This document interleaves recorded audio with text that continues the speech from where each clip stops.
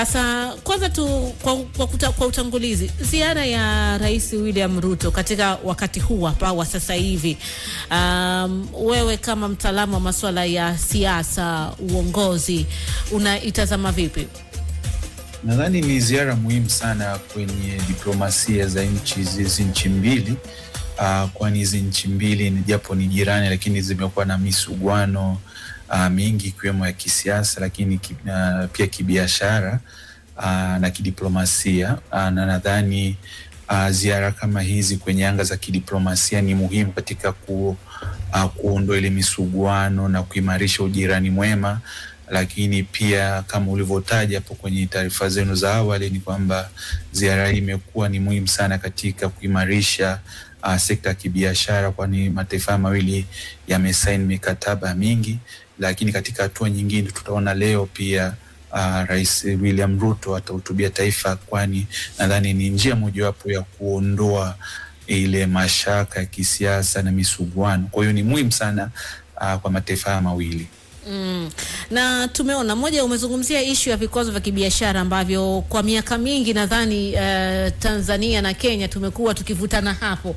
Na tumeona mpaka wakati mwingine tunasikia sijui nini kimechomwa mpakani, nini kimezuiwa mpakani, lakini hatua ya serikali ya Tanzania na Kenya kuondoa vile vikwazo ambavyo sio vya kikodi vyote, na watendaji wa Kenya na Tanzania kupewa mpaka mwisho wa mwezi huu, kwa kiasi gani inaweza ikafungua fursa ya kibiashara, lakini pia ule ushirikiano zaidi?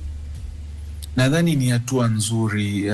Hizi nchi mbili zimekuwa kama nilivyotaja ni nchi jirani ambazo zinafanya sana biashara baina yao. Ukiangalia aina ya bidhaa ambazo zinafanywa biashara, ni trade between the two countries ni kubwa, kwenye sekta za madini, kwenye sekta ya nishati, kwenye masuala miundombinu na kadhalika. Kwa hiyo makubaliano hayo ambayo yanaenda kuondoa hivi vikwazo, yani non-tariff barriers, inaendana kabisa na sera ya Afrika, yani Africa Free Trade and Continental Agreement. Lakini pia ni ukiangalia kwenye implication ya kikanda, ni kwamba nchi hizi mbili ziko katika Jumuiya ya Afrika Mashariki, ambao mojawapo ya makubaliano ni kuondoa hizi non-tariff barriers of trade, na nadhani itakuwa ni hatua nzuri sana katika kuimarisha ujirani mwema, biashara, na pamoja tu sio biashara kubwa, lakini pia biashara ndogo ndogo, kwani kuna wafanya biashara wadogo ambao wanafanya biashara kati ya Tanzania na Kenya. Wanaleta bidhaa zao, sana bidhaa za kilimo kuja Kenya, alikadhalika na Kenya kupeleka Tanzania. Okay, natamani nafikiri unanisikia ndugu yangu hapo. Kipindi fulani ambacho ni kipindi cha nyuma katika masuala ya uwekezaji, Makrina, nafikiri unaweza mkakumbuka, kulikuwa kuna ile hisia ambako ilikuwa ni kama vile uwekezaji kutoka kati ya Tanzania na Kenya ulikuwa kama haujakuwa balanced. Yani kwa mazingira kwamba ilikuwa ni kama Wakenya wengi ndio walikuwa wanaingia Tanzania kuwekeza, lakini kawa uwezo wa Tanzania kuingia katika soko la Kenya na kuwekeza ukawa kama bado una changamoto. Sijui mwenzangu, unapoangalia miaka 10 iliyopita, 5 na sasa, balance hii ya uwekezaji ikoje, kwa maana ya fursa za Wakenya ndani ya Tanzania, lakini na pia uwezo wa Tanzania kuingia Kenya pia na kuweza kuwekeza? Hali hiyo unaionaje? Nadhani imeimarika kusema ukweli. Ukiangalia katika hizi miaka hivi karibuni, biashara kubwa na wafanya biashara wakubwa wa Tanzania wamepatiwa fursa ya kuanza kuwekeza. Tunafahamu hivi karibuni mfanya biashara mkubwa wa Tanzania Rostam Aziz ambaye ameweza kunufaika kwa kununua share kubwa katika kampuni kubwa ya media, yani National Media Group, na kupata hisa kubwa. Inaonyesha ni jinsi gani kwamba Tanzania, wanafanya biashara wa Tanzania wanaanza kuingia katika soko la Kenya, na sio tu kwenye soko hilo bali katika masoko mengine ya kibiashara, kihisa na kadhalika. Kweli kwamba hapo awali ilikuwa ni kama ina kama ile imbalance, lakini tunaona kusema ukweli kwa hizi siku za hivi karibuni uwekezaji umekuwa mkubwa. Tumeona Azam TV kwa mfano wamewekeza katika ligi ya soka ya Kenya. Kumekuwa na makampuni mengine yamewezeka katika biashara kubwa na sio tu hivyo, nadhani pia wafanya biashara wadogo wa Tanzania wamepata fursa ya kuja kuwekeza Kenya kwenye masuala ya biashara, kwa mfano trading in clothes, small trade agreements, na pia kwenye masuala ya madini ambao wamekuja sana kusaidia katika hizi sekta za madini, hasa kwenye magharibi mwa Kenya ambapo wanafanya biashara gold mining. Vipi kuhusu swala la employment, swala la ajira hususan kwenye sekta binafsi? Tunafahamu namna Tanzania imekuwa na mikono wazi kwa mtu yoyote anayekuja na ujuzi fulani kutoka nchi fulani, wamekuwa kupewa nafasi. Hiyo iko hivyo hivyo kwa Watanzania Kenya, kwa sababu tukipita kwenye kampuni nyingi binafsi unakuta kuna namba kubwa ya Wakenya ambao wana nafasi nzuri tu, wanafanya kazi.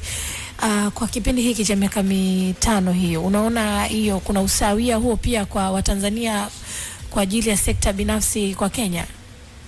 Bila shaka, nadhani mimi ni mmoja wa mfano ambao ni Tanzania na nimeajiriwa hapa Kenya, ninafundisha chuo kikuu, ni profesa chuo kikuu. Kwa hiyo kuna hizi fursa.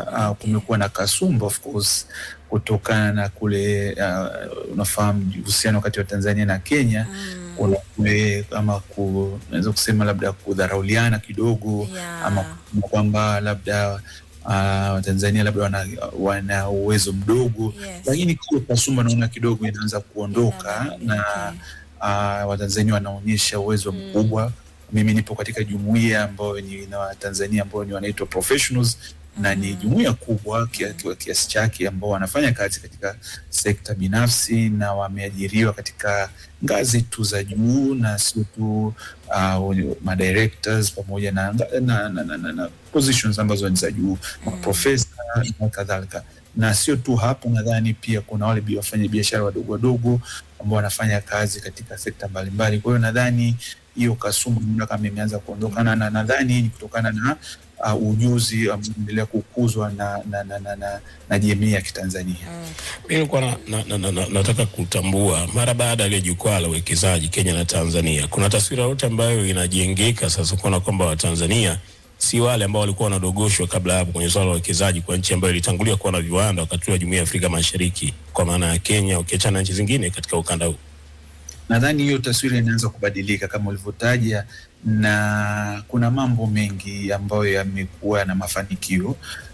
Tumeona huo uwekezaji kama nilivyokutajia hapo kwa Rostam Aziz, na kuingia pia kwenye sekta ya kwa mfano ya gesi. Tumeona kwamba sasa hivi kuna uwezekano mkubwa wa kujenga refineries Tanzania ambao itasaidia sana. Unajua, katika diplomasia na uhusiano wa nchi ni kuna ile inaitwa taswira kwamba inaonekanaje kwamba Tanzania imeanza kubadilika. Tumeona kampuni kubwa ya Air Tanzania inafanya a lot of business and the trips into Kenya, which is also a good sign kwamba Tanzania kwa sasa ile taswira ile kudogoshwa imeanza kubadilika. Tumeona Watanzania wengi wakifanya vizuri katika sekta mbalimbali hapa Kenya na duniani kwa ujumla, na nadhani hiyo inaanza kukubalika miongoni mwa Wakenya kwamba pia Watanzania wanaweza na wamekuja na wanaanza kufanya kazi na kubadilishana mawazo. Sisi na Kenya ni mabinamu wa muda mrefu sana, lakini hatuwezi kuficha kuna vitu tunatofautiana. Nizungumzie nguvu ya pesa kati yetu, shilingi ya Kenya na shilingi ya Tanzania. Ukizibadilisha kuna utofauti na sio mdogo, ni mkubwa. Hawa viongozi wawili wameketi, wamezungumza, wana makubaliano na mikataba, kuna wepesi unakwenda kufanyika, kuna vizuizi vinakwenda kutolewa. Sasa tutafanya biashara kubwa na ndogo. Na waza utofauti wa pesa yetu hii italeta chachu gani au changamoto gani, au unafikiri ni kitu kifanyike kipi? Mimi naitizama katika swala zima sio tu la pesa au nguvu ya pesa, bali kwenye masuala ya uchumi kwamba labda uchumi wa Kenya kulingana na indicators ambazo zimetolewa na Benki ya Dunia, IMF, na indicators za kiuchumi kwamba Kenya inaonekana ina uchumi mkubwa kidogo kushindana na Tanzania. Lakini ukiangalia katika kile categorization zote hizi nchi mbili ziko katika category ambayo inaitwa middle income countries ambazo sasa imepanda kiwango kidogo kwa sio ile na maskini. Wakati tunajiandaa kurudi hapo, mimi naona atupitishe, atupe ile awareness ya watu kusubiria kuona rais wa Kenya. Sikumbuki anaweza akatukumbusha mara mwisho rais gani nje ya Dr. Samia kupata nafasi ya kuhutubia bunge la Kenya. Sasa ni rais wa Kenya. Kenya na vyombo vyao vya habari na Wakenya wenyewe, baada ya mkutano wa jana kusainiwa ile mikataba makubaliano, leo bunge, hivi hali yenyewe wa Kenya ikoje? Maana Wakenya nao wanafuatilia sana vyombo vyao. Nilikuwa naangalia takwimu, baadhi ya vituo vimetajwa kwamba ndio viko mbele zaidi na mamlaka ambayo yanasimamia vyombo vya habari kule Kenya. Mwamko ukoje na nini ambacho wanasubiri zaidi kusikia hasa katika hotuba ya Rais Ruto ambaye amepata nafasi ya kuhutubia bunge la Tanzania? Nadhani Rais Ruto itakuwa ni rais anapewa fursa ya kuja kuhutubia bunge la Tanzania, lakini kumbuka mwaka 2021 Rais Samia ndio wakati tu amerithi mikoba Magufuli alikuja akahutubia bunge la Kenya na walifurahishwa sana. Alizungumza Kiswahili kizuri, wa Kenya wanapenda Kiswahili kinapozungumzwa vizuri. Lakini hapo awali tukumbuke pia Rais Kikwete pia alipata fursa kama hiyo kuzungumza na bunge la Kenya, lakini na matarajio wa Kenya wengi ni kwa mfano kutaka kujua ni jinsi gani mambo ambayo yataendelea kuletwa katika makubaliano kati ya hizo nchi mbili. Nimekuwa naongea na marafiki zangu, je, tutegemea atazungumza lugha gani? Je, atazungumza Kiingereza ama Kiswahili? Mwenzangu ananiambia atazungumza Kiingereza japo atachanganya. Lakini nadhani jana tuliona tension kidogo kati ya kwenye makubaliano. Nadhani ni tension tu za kisiasa na kidiplomasia. Swala lile la Tanga Refinery kwamba Tanzania inaona kwamba iko imepewa taarifa na wamekuja kupewa taarifa baadaye baada ya taarifa kutoka. Of course hizo ni tension ambazo nadhani ziara kama hizi zinasaidia sana kuzi iron out. Nadhani pia leo katika bunge nadhani itakuwa ni fursa kuonyesha ule ukaribu na ujirani mwema kupitia hii hotuba ambayo Rais Ruto atakuwa anaitoa katika bunge la Tanzania. Moja kati ya makubaliano ambayo pia jana waliingia ni makubaliano ya masuala ya ICT TEHAMA, na hasa walizungumzia kwamba kuweza kizazi cha sasa hivi Gen Z badala ya kutumia mitandao vibaya itengenezwe namna iwe ni fursa sasa mitandao ya kijamii kwamba itumike kwa matokeo chanya zaidi. Na alitolea utani kidogo Mheshimiwa Rais pale akasema, yani ukiingia sasa hivi kwenye mtandao la unakuta vijana sasa nyingine wanatutukana sisi na mwisho wa siku wanahamishia na wao wenyewe. Kwa hiyo mitandao igeuke kuwa fursa. Unadhani mitandao ya kijamii sasa hivi kwa vijana katika mataifa haya mawili, je, imekuwa ni moja ya tishio kubwa la kisiasa ama tishio la wanasiasa? Mimi naiangalia kama ni fursa ndio, na mitandao ya kijamii it's what is happening in our time, kwamba ndo mambo ambayo yalipo kwa sasa, na mazungumzo mengi yanafanyika katika mitandao ya kijamii, majadiliano mengi yanafanyika katika mitandao ya kijamii, na it's a sign of democracy, it's a sign of free speech, it's a sign of expression. Kwa hiyo nadhani ni vizuri kwamba iwe hivyo. Of course kuna nchi ambazo zimeweka regulations nyingi kuhusiana na social media use, na nadhani ni muhimu kwamba of course you can regulate, lakini kwa kiasi kikubwa you can also allow criticisms, kwamba mnajadiliana, mnakosoana. Na nadhani kama alivyosema rais pamoja na mwenzake Rais Ruto, social media mara nyingi inaweza kuleta ile ukakasi watu kutukanana, kutupiana maneno alkadhalika, lakini naona ni vizuri sana, inaweza kuwa fursa kubwa kuuza biashara yako, kuonyesha talent yako kwenye mitandao mbalimbali, TikTok, Instagram, na kufanya biashara kadhalika. Nadhani ni muhimu sana kwa vijana kutumia kama fursa kama ilivyoelezwa na viongozi wa wawili jana. Watu wamekuwa na wasiwasi kidogo kwa sababu ukiangalia sheria za matumizi ya sheria ya mitandao ya Kenya na sheria yetu kidogo iko tofauti, na sasa kama tunaenda kuingia haya makubaliano ambao tutakuwa na ni moja, unadhani kwa namna sheria za Tanzania zilivyo hasa katika matumizi ya mtandao zinaweza zikafavor zaidi, ama wenzetu wa Kenya ndio watanufaika zaidi kwa sababu sheria yao pia inawapa uhuru mpana, wana uhuru zaidi wa kutumia hiyo mitandao? Nadhani ni sidhani, sijui itavyokuwa kusema ukweli, lakini nadhani ni mara nyingi kuna watu ambao wana advocate kwamba usiwe na msisitizo sana kuweka zile sheria za social media, kwani unawabana uhuru wa watu. Lakini nadhani kama kutakuwa na ushirikiano huo, nadhani itakuwa ni vizuri, itafungua the space kwa Tanzania ili watu waweze kuendelea kujadiliana zaidi, na kama nilivyosema ni fursa ya kibiashara kwa vijana, ni fursa ya kubadilishana mawazo, ni fursa mimi nimefanya a lot of research around youth involvement in governance.